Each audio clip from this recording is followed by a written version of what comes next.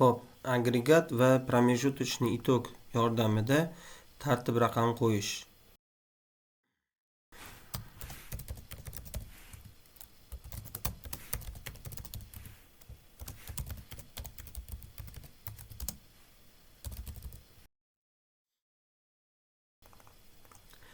Xo'p, endi bunga biz filtrimizni qo'yganimizda bu nima uchun kerak? Oddiy tartib raqam qo'ysa bo'laveradi deydiganlarga. Bu ikki funksiya yordamida biz filtrga olgan ma'lumotlarimizni tartib raqamlab olamiz.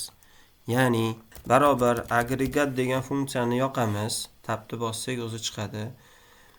Va bu yerda mana shot z turibdi. Ya'ni to'ldirilganlarda hisoblash degani. Shu uchinchisini tanlaymiz.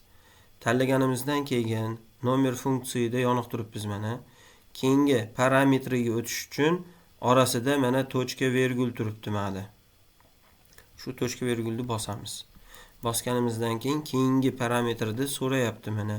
Nima qilay deyapti? Biz aytamiz, uchinchisini tanlaymiz. Пропускать скрытые строки, ошибочные значения, а также вложенные функции промежуточные итоги и агрегат.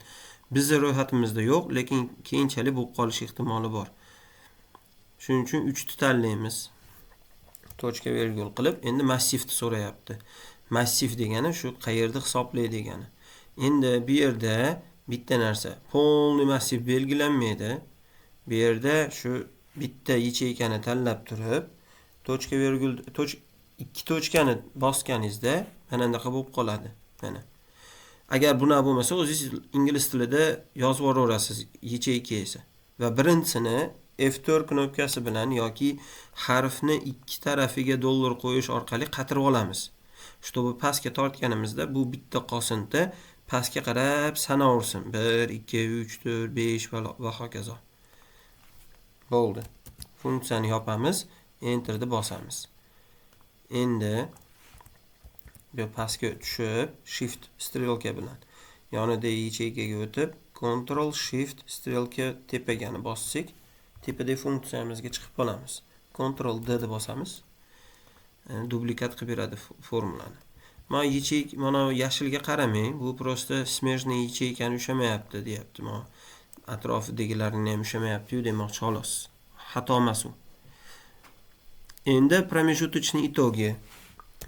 Промежуточный итоги deb tanlaymiz. Bunda ham shu uchini tanlaymiz. Точка virgul. Bu yerda ham xuddi shunaqa ссылкani beramiz. Birinchisini xuddi shunday avval qilgandek qatirib yopamiz, enter. 2 marta bossangiz bo'ladi, chunki ikki tarafida to'ldirilgan yecheykalar bor. Mana endi ko'rib turibsiz, 2023-yil dekabrdagi mana bunaqa holatda. Buni endi biz 21 da olib tashlasak, 21 da olib tashlasak, oddiy tartib raqam qo'yganda, o'shini ham qo'yib berdi.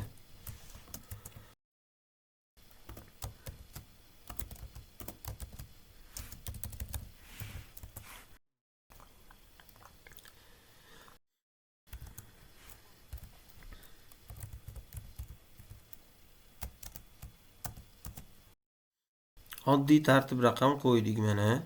Ha? Endi biz 2021 da olib tashlasak, hozir filtrdan minus qilib qo'ysak, o'chirib qo'ysak, bizga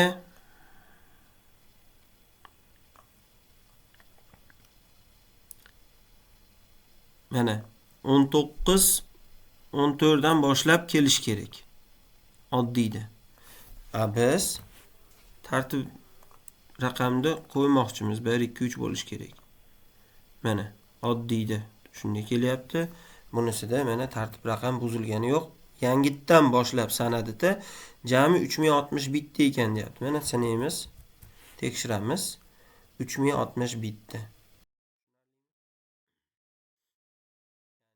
Shu ikki funksiyasi, yana boshqalari ham bor. Yana ham chuqurroq qilingan, shot bilan qilingan adashmasam. Bu ikkosi yengilrog'i. Hozir misol uchun bu yerda повторlar bor, duplikatlar.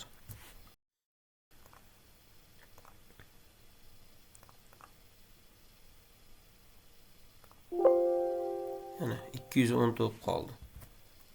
Mana 210 tada to'xtadi-da, davom etyapti. 210 bo'lib pastga ko'ryapsizmi? Bu sanab ketgan.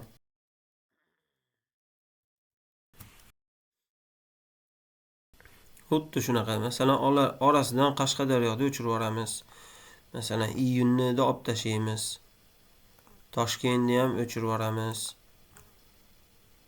Tashobulni ham olib tashlasak, mana tartib raqam ketaveradi, lekin oddiysi buziladi.